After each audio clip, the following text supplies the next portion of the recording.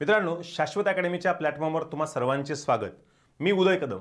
मित्रांनो, नुकताच संयुक्त गट क 2024 चा निकाल लागलेला आहे आणि याच्यामध्ये भरपूर मुलं पास झालेले आहेत। आता उरलेले जे काही 40-45 दिवस बाकी आहेत, या 40 ते 44 दिवसामध्ये नेमकं मराठीचा अभ्यास कसा करावा याबद्दलची चर्चा आपण या लेक्चरमध्ये करणार आहोत।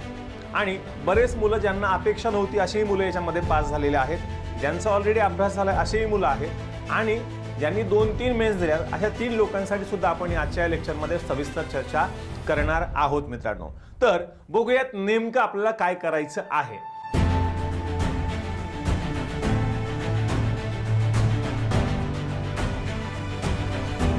तर संयुक्त गट क मुख्य परीक्षा 2024 याच्यामध्ये जर बघितलं आपण तर आपलं टार्गेट फिक्स आहे की आपलं मराठीमध्ये जर बघितलं तर मराठीमध्ये 40 पर्यंत मुलं जातात।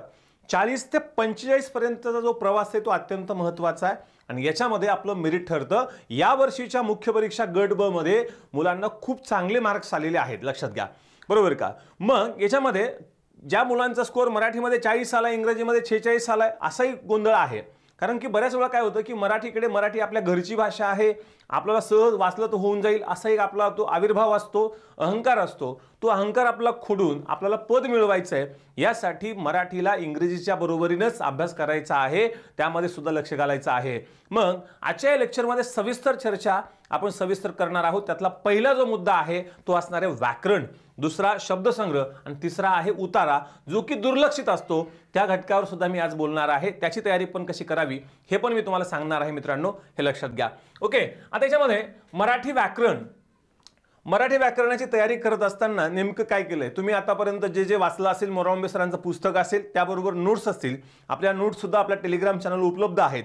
मग तुम्हाला आता काय करायचं आहे तर मराठी व्याकरण जे काही टॉपिक आहे मोराळुंबे मधलं एक टॉपिक, त्याच्या नोट्स तुम्ही काढलेले असतील, त्या नोट्स त्या व्यवस्थित वाचायच्या आहेत आणि त्या वाचून झाल्या की त्या घटकावर आपलं झिरो एरर मराठी हे जे पुस्तक आहे, त्या झिरो एरर मराठी पुस्तकातले जे काही पीवायक्यू आहेत, टॉपिक वाईज पीवायक्यू, आणि प्रत्येक प्रश्नाच्या खाली 4ही पर्यायाचं विश्लेषण आपल्या पुस्तकात आपण दिलेलं आहे। म्हणजे तुमची संकल्पना त्या ठिकाणी काय होणार आहे, क्लिअर होणार आहे। आणि पीवायक्यूचं महत्त्व काय आहे आपण एक सेपरेट याच्यामध्ये आपण विषय घेऊयात की पीवायक्यू कसे रिपीट होतात, पीवायक्यूवर प्रश्न कसे तयार होतात।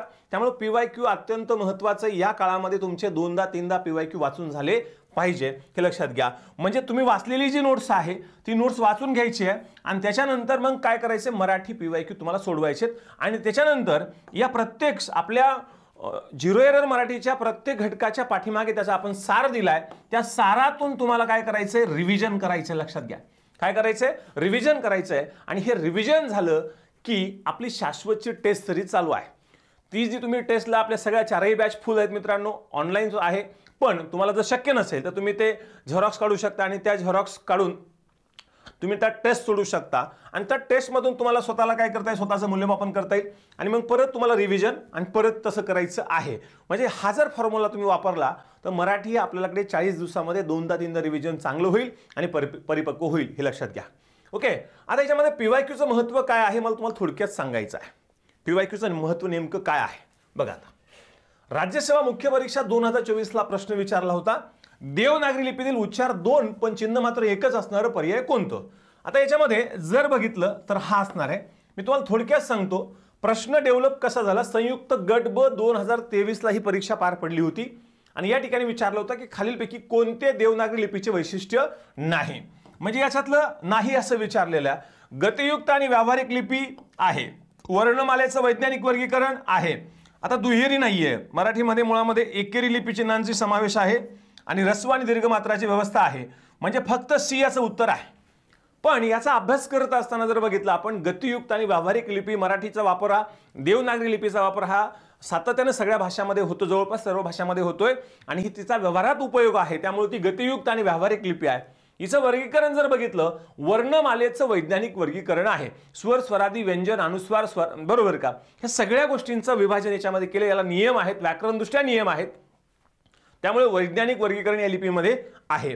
दुहेरी नाही, एकेरी लिपी चिन्हांचा समावेश म्हणजे काय, तर एक चिन्ह एक ध्वनी ही जी संकल्पना आहे म्हणजे काय, तर मराठीमध्ये जर बघितलं मित्रांनो, समजा सिटी, सी हा जो आहे, आता समजा सिटी, बरोबर का, आता आपण जर म्हणलं कॅच, क आला, आणि सिटी कॅट, कॅट म्हणलं तर सी मध्ये सीचा अर्थ क झाला आणि सिटी मध्ये यस झाला. म्हणजे या ठिकाणी काय होतं, सी या उच्चाराचे दोन उच्चार आहेत.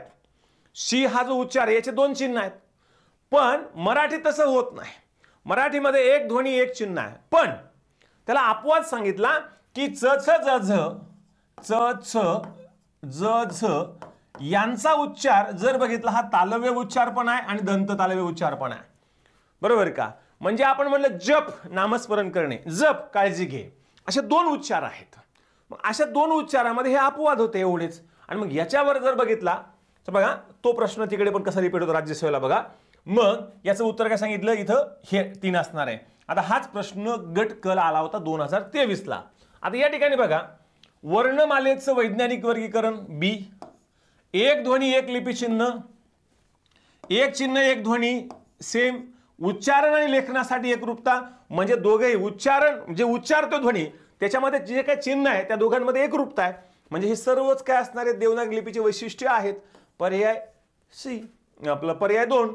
म्हणजे इथं सी आला, इथं फक्त 3, इथे विचारले नाही, इथे विचारले आहे. प्रश्न याच्यातूनच हे डेव्हलप झालेले आहेत, वेगळे काही नाहीत. मग याच्यावर प्रश्न कुठे विचारला लक्षात घ्या. याच्यावर प्रश्न कुठे विचारला, राज्यसेवेला, राज्यसेवा मुख्य परीक्षा 2024 ला देवनागरी लिपीतील उच्चार 2 पण चिन्ह मात्र एकच असणारा पर्याय कोणता, च छ ज. बरोबर आहे. म्हणजे हे तुम्हाला लक्षात घ्यायचं आहे की प्रश्न डेव्हलप कसा होतो तो पीवायक्यूचं महत्व हे आहे. प्रश्नामधून प्रश्न तयार होतो हे आपल्याला लक्षात घ्यायचं आहे मित्रांनो. म्हणून पीवायक्यूचं महत्व अनन्यसाधारण आहे. ओके. आता या ठिकाणी जर बघितलं आपण संयुक्त गट ब 2024 ला प्रश्न विचारला होता, 500 रुपये ही का लहान रक्कम नव्हे. काय विचारले, 500 रुपये ही का लहान रक्कम नव्हे. या वाक्याचं होकारार्थी वाक्यात रूपांतर करायचं, हे नकारार्थी वाक्य आहे. संयुक्त 2010 ला म्हणून तर 1984 पासून आतापर्यंत विचारलेल्या सर्व प्रश्नांचं वर्गीकरण करून आपण 4ही पर्यायाचं स्पष्टीकरण देणारं पुस्तक झिरो एरर मार्केटमध्ये उपलब्ध केलेलं आहे. तर त्या पुस्तकात त्याचं कारण असं होतं की या ठिकाणी बघा होकारार्थी वाक्याचं नकारार्थी वाक्यात रूपांतर करा, 500 रुपये ही देखील मोठी रक्कम आहे. या वाक्याचं तुम्हाला नकारार्थी करायचं आहे. मग हेच वाक्य असणार इकडे. बरोबर का? म्हणजे हे जर पीवायक्यू आपण सोडवलं असेल तर हा याच्यामध्ये पीवायक्यू वर त्याची पकड आहे. तो व्यक्ती काय करतो की पटकन तो प्रश्न सोडवतो, म्हणजे इथे वेळेची बचत होते. मग इथे बघा हा पीवायक्यू इकडे रिपीट झालाय. म्हणजे असं नाही करायचं किंवा 16 पर्यंत प्रश्न बघायचे वगैरे, अजिबात नाही. सगळे प्रश्न सोडवायचे. कारण जरी आपल्याला ते खूप छोटे छोटे वाटत असतील तर त्याचा उदाहरणाचा फायदा आपला होतो. त्या उदाहरणातून ते प्रश्न तयार होत असतात, हे आपल्याला लक्षात घ्यायचं आहे. म्हणजे हा प्रश्न डेव्हलप कसा झाला आहे हे बघायचं आहे. राज्यसेवा मुख्य परीक्षा 2024 ला प्रश्न विचारला, दुरात्मा हा शब्द कोणत्या संधीचं उदाहरण आहे. थोडं मी या ठिकाणी थोडंसं थांबतो. वेळेचं नियोजन. पहिला मुद्दा असा आहे की मराठी हा जो पेपर आहे, मराठी आणि इंग्रजी, मराठीमध्ये 50 प्रश्न 30 मिनिटं, इंग्रजीमध्ये 50 प्रश्न 30 मिनिटं असा वेळ वाटून येतो. 1 तास 100 प्रश्न. मग याच्यामध्ये एका प्रश्नाला 36 सेकंद. बरोबर का? पण आपल्याला या ठिकाणी काय करायचं आहे की मराठीच्या पेपरला 30 मिनिटं हा वेळ वापरायचा नाहीये. 20 मिनिटात ते 22 मिनिटांमध्ये पेपर संपला पाहिजे. याचं कारण का की आपण तो वेळ इंग्रजीला देऊ शकतो आणि याच्यामध्ये कॉम्प्रेशन सुद्धा आहे, उतारा सुद्धा आहे, हे लक्षात घ्यायचं. मग इथे वेळ वाचला की काय होणार आहे बघा. आता दुरात्मा इथे काय झाला, आपला वेळ कसा वाचणार आहे बघा. आपण दुरात्मा किती वेळा सोडवलं बघा. आपण प्रश्न घेतला नुकताच राज्यसेवा 2018 ला प्रश्न आला होता, चिदानंद, तपोधन आणि दुरात्मा व्यंजन संधीचे उदाहरण कोणते. आता पीवायक्यू करण्याचं कारण काय आहे, चित अधिक आनंद चिदानंद, तप अधिक धन तपोधन विसर्ग संधी आणि दु अधिक आत्मा दुरात्मा. मग आपण झिरो एरर मध्ये काय केले, 4ही पर्याय सोडवलेत. हे वाचलंय आपण. हे वाचणाऱ्यांनी काय केले, लगेच असं उत्तर विचारले, दुरात्मा कुठली संधी आहे तर विसर्ग संधी आहे. लक्षात घ्या, विसर्ग संधी आहे. म्हणजे उत्तर एका सेकंदामध्ये गोल करता येतं. आणि इथे प्रश्न 36 सेकंदाच्या ऐवजी 5 सेकंदामध्ये हा उत्तर क्लिक होतो, वेळ वाचतो आणि हाच वेळ आपल्याला पुढच्या प्रश्नांसाठी इंग्रजीसाठी आपल्याला वापरता येईल, इंग्लिशसाठी आपल्याला वापरता येईल, हे लक्षात घ्यायचं आहे. संयुक्त गट ब 2024 ला प्रश्न विचारला होता, देवालय या शब्दात संधीचा कोणता प्रकार आहे. अगदी सोपा प्रश्न आहे. देवालय, देव अधिक आले देवालय. बघा इथं देवालय. गट ब 22 ला प्रश्न विचारलाय आणि सजातीय स्वर संधी असणार आहे. लक्षात घ्या, उत्तर 1 असणार आहे. म्हणजे बघायची पण गरज नाही, सजातीय संधी असणार आहे. बघा सजातीय दीर्घत्व संधी आहे का, तुम्हाला फायदा लक्षात घ्या. म्हणजे पीवायक्यू किती महत्वाचं आहे मला हे परत परत सांगायचंय. पीवायक्यू केल्याने तुमच्या प्रश्न सोडवण्याच्या स्पीडमध्ये तुमचा वेळ वाचतो, तुम्हाला उत्तर पटापट पटापट येतात, बरोबर का, आणि संकल्पना क्लिअर होतात आणि तुमचा आत्मविश्वास सुद्धा वाढतो. त्यामुळे PYQ ला भर दिली पाहिजे. आता या ठिकाणी जर बघितलं आपण संयुक्त गट ब 24 ला एक प्रश्न विचारला होता. मी एकही पत्र तुम्हाला अलीकडे लिहिले नाही. या वाक्यातलं कर्म ओळखायचे, विधेयपूर्वक ओळखायचं आणि विधेय विस्तार ओळखायचं. आता हे घटक अलीकडे मी तुम्हाला एकही पत्र लिहिलं नाही. या वाक्याचा वाक्य पृथक्करणाच्या जोड्याला राज्यसेवा 2016 ला प्रश्न विचारलाय, तेच वाक्य इकडे आले. आता या ठिकाणी बघा कर्म विचारलेला आहे, विधेय विस्तार विचारलेला आहे, यात फक्त विधेयपूर्वक नाहीये. मग आपला शोधायचं काय, लिहिले नाही काय, पत्र. पहिल्यांदा काय लिहायचे, पत्र, बरोबर का. आता कधी लिहिलं नाही, अलीकडे, विधेय विस्तार. मग राहिलं काय, तुम्हाला उत्तर असं सहज काढता येईल. पण हे जर सोडवलं असेल तर हे उत्तर आपलं सहज येईल, लक्षात घ्या. म्हणजे PYQचं महत्व हे अनन्यसाधारण असणार आहे. PYQ अत्यंत महत्वाचा आहे. आता बघा हा प्रश्न आता गट बल आला होता. पुढील विधाने वाचून योग्य पर्याय निवडा. भावे प्रयोगात क्रियापदाचं रूप कर्ता कर्म यांच्या लिंग वचन पुरुषाप्रमाणे बनलेलं नसतं. कारण भावे प्रयोगात क्रियापदाचं रूप तृतीय पुरुषी नपुसक लिंगी एकवचनी असतं. कर्ता तृतीयांत आणि चतुर्थांत असतो, हे कळलं आपल्याला. फक्त अतिघाई संकटात नाही वाचत असताना इथे लक्षात घ्यायचं की नेमकं इथं चुकतंय काय. मग आता तसाच प्रश्न आयोगाने विचारताना बघा, जेव्हा क्रियापदाचं रूप कर्त्याच्या किंवा कर्माच्या लिंगवचन प्रमाणे बदलत नसून ते नेहमी तृतीय पुरुषी नपुसक लिंगी एकवचनी असे स्वतंत्र असते, अशा प्रकारच्या वाक्यरचनेस काय म्हणतात. याचं उत्तर होतं ब. भावे प्रयोग गट ब 23 ला प्रश्न आला आहे आणि तो 24 ला प्रश्न आलाय फिरून. काय विचारलंय, या व्याख्येमध्ये काय आहे, या व्याख्येवर तो प्रश्न डेव्हलप केलेला आहे. मग त्याचं स्पष्टीकरण देत असताना आपण काय म्हटले, भावे प्रयोग असं म्हणतात. भावे प्रयोगातील क्रियापद कर्तगामी किंवा कर्मगामीही नसतं. भावे प्रयोगात कर्ता व कर्म नेहमी व्यक्तिजन्य असतात. क्रियापदाचं रूप स्वतंत्ररित्या म्हणजे तृतीय पुरुषी नपुसक लिंगी एकवचनी बनलेलं असतं आणि क्रियापदाचं रूप भूतकाळी व विद्यार्थी असतं. या व्याख्येवर हा प्रश्न डेव्हलप झालेला आहे, हे आपल्याला लक्षात घ्यायचं आहे मित्रांनो. बघा आता नुकतंच आयोग काय करतो, 29 जून 2025 ला परीक्षा पार पडली 2024 ची गट ब ची. त्याच्यामध्ये प्रश्न विचारला की शत्रूची सैन्य समोरासमोर तळ ठोकून होती, या वाक्यातील अधोरेखित शब्दाचा प्रकार ओळखा, असा प्रश्न विचारला. मग याच्यामध्ये आपण काय म्हणलं की समोरासमोर पूर्णाभ्यस्त शब्द आहे. त्याच दिवसानंतर काही दिवसानंतर 7 जुलैला आयोगाने एक परीक्षा घेतली होती, गृहप्रमुख समाज कल्याण विभाग गट ब, आणि त्यामध्ये तेच वाक्य शत्रूची सैन्य समोरासमोर तळ ठोकून होतील, या वाक्यातील समोरासमोर हा पूर्णाभ्यस्त शब्द कोणत्या जातीतील आहे ते ओळखा. म्हणजे इथे तुम्हाला काय विचारलंय, इथे याचा शब्दाचा प्रकार विचारलाय. आता इथं तेच वाक्य या शब्दाचा प्रकारातलं जात कोणती आहे हा पण प्रश्न विचारलाय. म्हणजे आयोग प्रश्नातून प्रश्न विचारतो हे पण आपल्याला समजलं पाहिजे. म्हणजे आयोगाचं नियोजन, म्हणजे आयोगाचं जे काही प्रश्न विचारण्याची पद्धत हे कशातून तुम्हाला कळणार आहे. आयोग नेमकं कशा प्रकारे प्रश्न फ्रेम करतो, तयार कसं करतो, हे तुम्हाला PYQच्या माध्यमातून कळणार आहे. त्यामुळे PYQला अत्यंत महत्त्व द्यायचं आहे. तुम्ही PYQ करणार आहात. बघा आता PYQ केल्यामुळे काय होतं, वेळेचं नियोजन करायचं आहे. तुम्हाला विचारले काय, संयुक्त गट क 2024 ला प्रश्न आला होता की मुंबईत जाताना खंडाळाजवळ उजाडले, हे वाक्य कोणत्या प्रयोगाचं लक्षण आहे. प्रयोग विचारलाय, उजाडले, मावळले, कलकलते, आले, नाही का, मळमळते, यासारखे असणारे. तर हे काय असणारे, भाव कर्तरी भावे प्रयोग, अकर्तक भावे प्रयोग किंवा अकर्तरी भावे प्रयोग असणारे. उत्तर संपलं. एका सेकंदामध्ये आपण याचं उत्तर क्लिक करू शकतो. बघा म्हणजे असे प्रश्न ज्याचा आपला अभ्यास चांगला झाला आहे. गोडवा हा शब्द कोणत्या नामाचा प्रकार आहे. गोडवा, वा विवे असं नाही, बरोबर का. यत व पण, पणा, ता, गिरी, ऐक हे प्रत्यय लागून भाववाचक नामे तयार होतात. उत्तर 4. पटकन एका सेकंदामध्ये. मी तुला रामकडून 5 रुपये देवीन, या वाक्यातील क्रियापद मी स्वतः देणार आहे का नाही, दुसऱ्याकडून कोणाकडून तरी घेऊन देणार आहे, याचा अर्थ मी स्वतः क्रिया करतो का नाहीये, म्हणजे प्रायोजक क्रियापद आहे. पडद्याकडून मोर पकडला गेला, कडून कर्त्याला कडून लागले, मोर कर्म प्रथमांत आहे, म्हणजे काय असणार आहे, नवीन कर्मणी किंवा कर्म कर्तरी. म्हणजे इतका परफेक्ट अभ्यास जेव्हा असतो तेव्हा आपल्याला एका 5-5 सेकंदामध्ये, हे बघा 15 सेकंदामध्ये 3 प्रश्न आपण क्लिक करू शकतो. याचं कारण असं आहे की पहिल्यांदा PYQ वर पकड, ती संकल्पना समजून घेणं, आणि मग तुम्हाला मराठीमध्ये मार्क्स कसे येत नाहीत ते मला सांगा मित्रांनो. आता पुढे बघा, संयुक्त गट ब 2024 ला प्रश्न विचारला होता. इथे थोडा असा प्रश्न आल्यानंतर नेमकं काय करायचं, बरोबर आहे. तुम्हाला विचारलंय काय, सुरेश गीत गात असतो, या वाक्याचं रीती काळात अचूक रूपांतर असलेलं वाक्य कोणतं. सुरेशने गीत गायले, बरोबर का. म्हणजे हा साधा भूतकाळ आहे, साधा भूतकाळ आहे.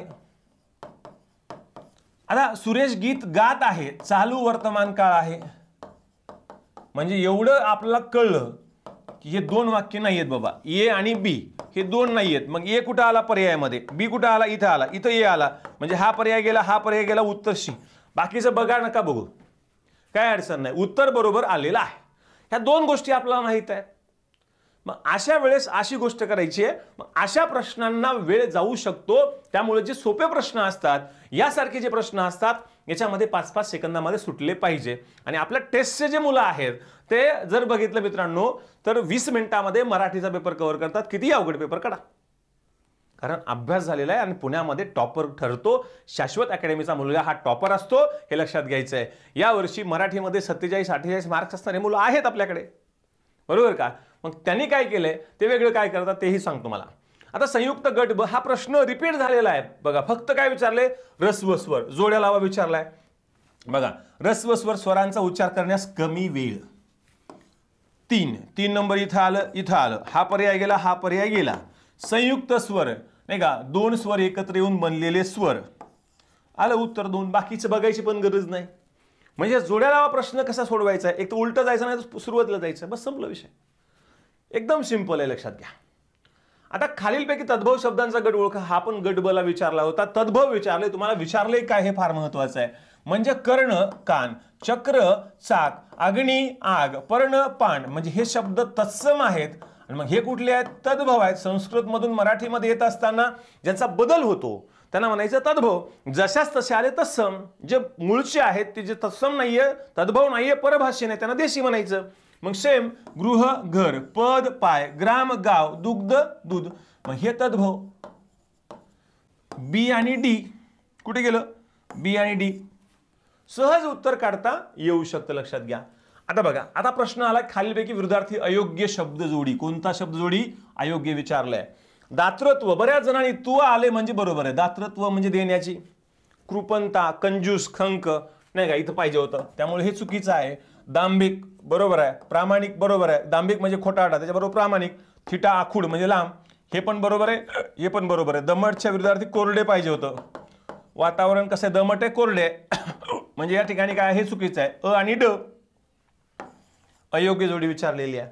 म्हणजे अशा वेळेस तुमचा वेळ जाऊ शकतो, त्यावेळेस असा अभ्यास करायचा आहे, लक्षात घ्यायचं आहे.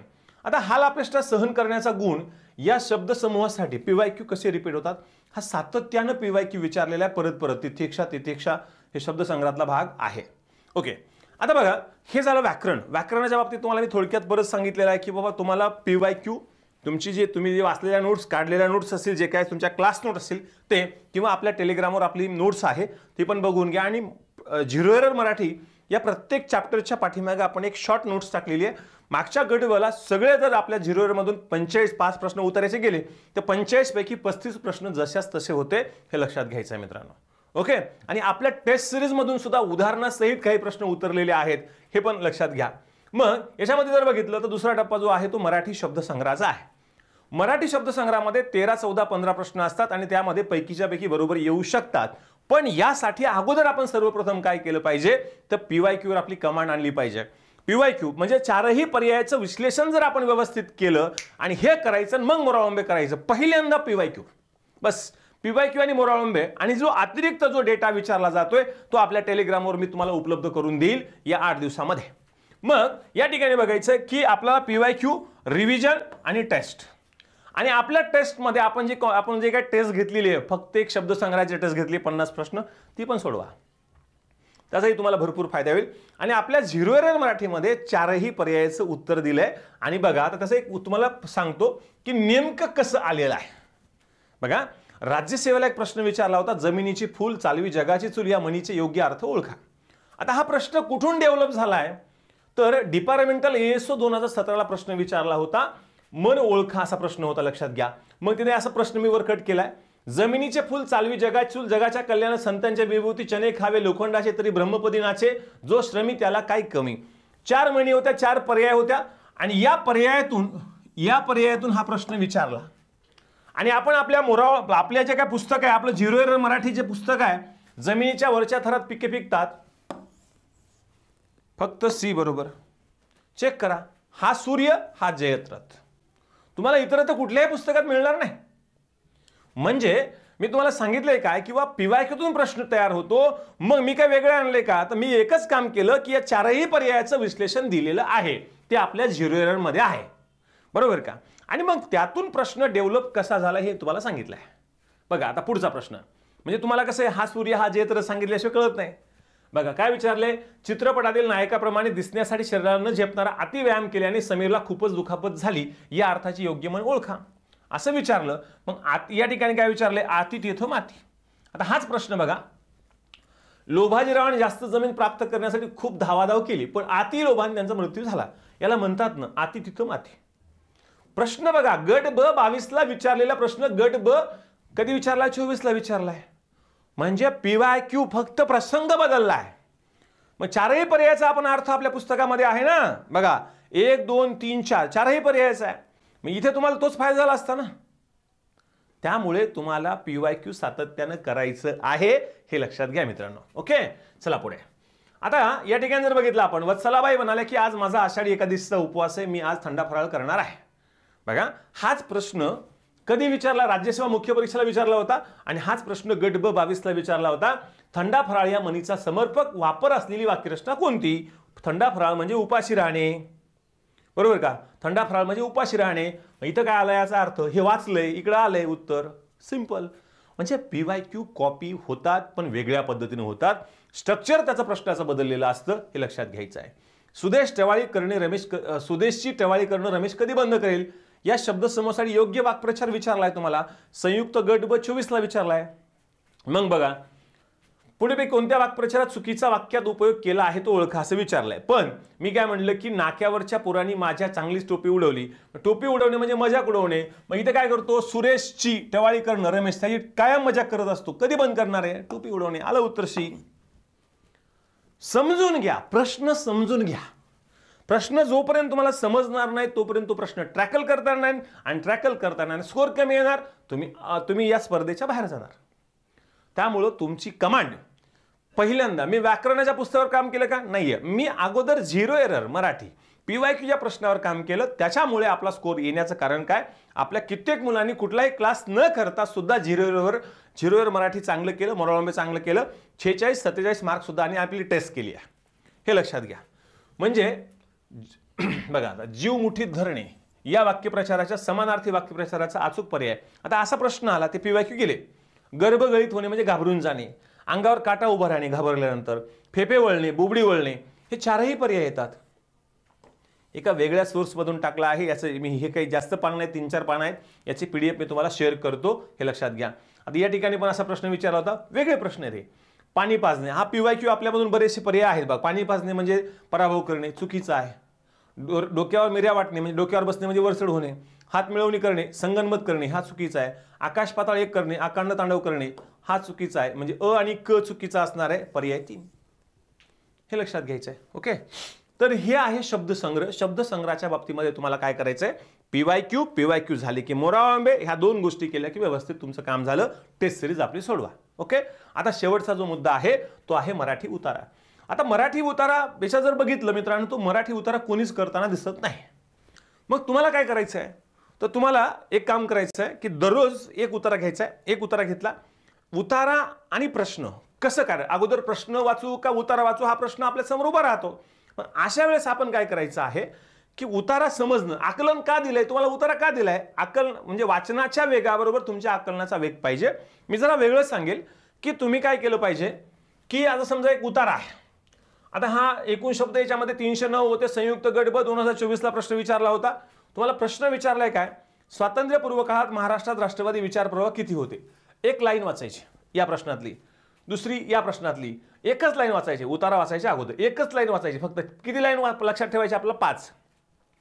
त्यातली एक लाईन, एक जर प्रश्न कशावर असेल, तुमच्या शीर्षकावर असेल तर ती पण लक्षात ठेवायची गरज नाही. 4 लाईन वाचल्या आपण, 4 लाईन वाचल्या. आता बघा काय विचारले, पुढील उतारा वाचायचा. मग मी काय करतोय, 5 लाईन वाचून घेतल्या, उतारा वाचायला सुरुवात केली. राष्ट्रवादाची प्रेरणा ही आधुनिक युगात सर्वत्र प्रभावी होती वगैरे वगैरे वगैरे.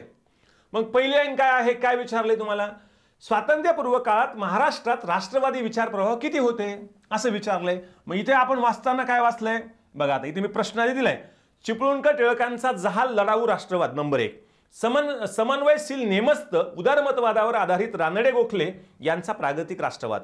लिहिलं लोकांनी 2, पुढचं वाचलंच नाही.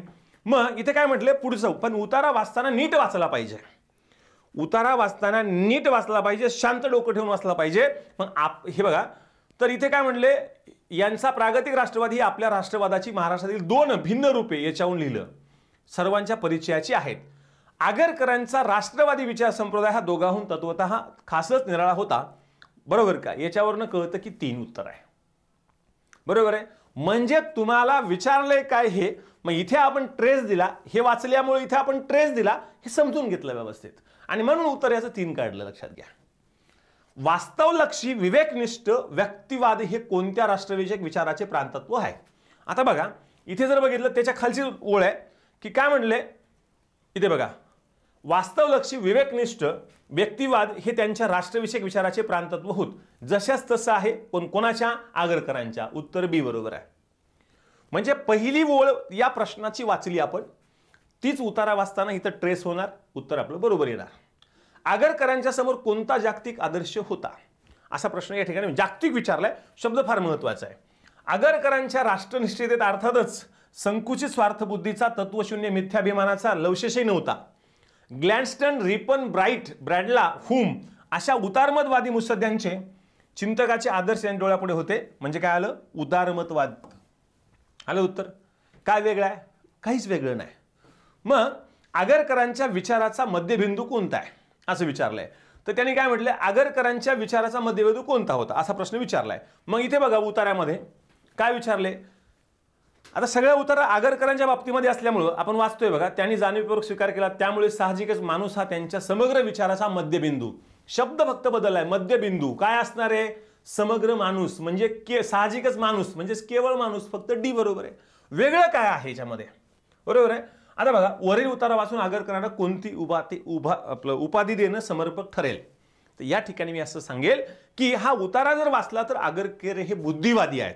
म्हणजे उतार्यावर, संपूर्ण उतार्यावर काय आहे ते बुद्धिवादी समाज सुधारक आहेत. बरोबर का? पूर्ण उतार्यामध्ये असं विश्लेषण आलेलं आहे. मग उतारा करत असताना तुम्हाला नेमकं काय करायचं आहे? तर बघा, आपण उत्तर सहज सोडवले, एकदम सोपे आहेत आणि 5 एकही उत्तर जात नाही. म्हणजे बऱ्याच जणांचं काय होतं, 2 उत्तर बरोबर येतात, 3 चुकतात, 3 बरोबर येतात, 2 चुकतात. परवडत नाही. काही लोकांचे सगळीचे सगळे चुकतात. हे आपल्याला परवडणार नाहीये. आपलं मिशन किती आहे मराठीमध्ये? 45+. आयोगाने एकही रद्द केला नाही तर 50 पैकी 50 घेऊ. आणि ही स्पर्धा अत्यंत महत्वाची आहे, लक्षात घ्या. आणि हा टॉपर करतो, जो उतार्याकडे दुर्लक्ष करतो तो टॉपमध्ये नसतोय, लक्षात घ्या. जे पहिले 10 टॉपर आहेत ते उतार्यावर पण लक्ष करतात, हे आपल्याला लक्षात घ्यायचं आहे. मग दररोज काय करायचं आपल्याला? एक उतारा घ्यायचा आहे, तो वाचायचा आहे. प्रश्नाची 1 ओळ, उतारा. प्रश्न जे आहेत 5 ओळी वाचून घ्यायचा आणि उतारा वाचायला सुरुवात करायची वेगानं, कारण जिथे अंडरलाईन करता येईल. आणि मग उतारा आणि प्रश्न यांचा ताळमेळ करून तुम्ही उत्तर सोडवा. नाही आलं तर मला सांगा. मित्रांनो, उतारा अगदी सोपा आहे आणि सहज आहे. इंग्रजीपेक्षा आपला उतारा वेगळा असतो, लक्षात घ्या. आणि मग तुमचे प्रश्न एकदम बरोबर येणार. आणि 5 पैकी 5 हे दररोज करा. सगळे PYQ करा, सगळे गट बचे करा. मी तुम्हाला गट बचे PYQचे संच देतो, उतार्याचा गट कचा पण देतो, पुढच्या आठवड्यामध्ये उपलब्ध करून तुम्हाला देतो स्पष्टीकरणासहित. ओके, तर हे तुम्ही जर केलं तर तुम्ही टॉपर असणार आहेत मित्रांनो, हे लक्षात घ्यायचं आहे. मग उतारासाठी जे काय करायचं तुम्हाला मी सांगितलेलं आहे नेमकं, की पहिल्यांदा उतारा घ्यायचा आहे. उतारा समोर घेतल्याबरोबर अगोदर प्रश्नाची 1 लाईन वाचून घ्यायची. 5 लाईन वाचल्या त्यातल्या कधी कधी 4च वाचायची गरज आहे. आणि मग उतारा वाचत असताना त्यांनी विचारले काय ते अंडरलाईन करायचे. मग उतारा आणि प्रश्न यांचा ताळमेळ घालून उत्तर सोडवायचे, संपला विषय. मग तुम्हाला जर बघितलं 36 सेकंद एका उतार्याला आहेत, तसे 5 प्रश्न आहेत. 180 भागिले 60 म्हणजे 3 मिनिटं वेळ मिळतो. पण 3 मिनिटात उतारा होत नाहीत. मग आपण काही प्रश्न 5-5 सेकंदात सोडवले, मग त्याचे आपण 2 मिनिटं इकडे आणले, 5 मिनिटं घेतले, 5 मिनिटात उतारा सोडवला. बरोबर का? मग हा फायदा तुम्हाला इकडे होणार आहे उतार्याचा. बरोबर का? म्हणजे उतारा सोडवायला वेळ पण मिळणार आहे, उत्तर आपलं जाणार पण नाहीये आणि तुमचा नक्की तुम्हाला इथे काय होणार आहे? फायदा होणार आहे मित्रांनो. आणि मग आपण बघूयात की तुम्हाला पैकीच्या पैकी मार्क्स कसे मिळणार. बरोबर का? मग याबरोबरच आपली जी काही टेस्ट सिरीज चालू आहे, शाश्वत टेस्ट सिरीज, या टेस्ट सिरीजमध्ये फक्त प्रश्न सोडवा वगैरे असं नाहीये, लक्षात घ्या मित्रांनो. आपल्या टेस्टमध्ये आपण महेश पाटील सरांच्या मार्गदर्शनाखाली आपली जी काही मराठीची टेस्ट सिरीज तयार होते ती आयोगाचा जो काही फ्रेम आहे, प्रश्नाची चौकट आहे, त्याला धरूनच आपली प्रश्न आपण तयार करतो आणि नुसतं आपण याचं उत्तर 1, 2 असं सांगत नाहीये स्पष्टीकरणामध्ये. आपण 4ही पर्यायाचं स्पष्टीकरण सांगतो आणि तशा प्रकारचे आयोगाने मागचे जे काही प्रश्न विचारलेत तेही प्रश्न आपल्या टेस्ट सिरीजमध्ये आपण घेतो. मग तिथे सांगडे घालण्याचा आपला प्रयत्न असतो. म्हणजे टेस्ट सिरीज आपण इथे वेळेचं मॅनेजमेंट केलंय, टाइम मॅनेजमेंट केलंय, ट्रेस मॅनेजमेंट केलंय आणि व्हॅल्यू ॲडिशन ह्या 3 गोष्टी आपल्या टेस्ट सिरीजमध्ये होतात.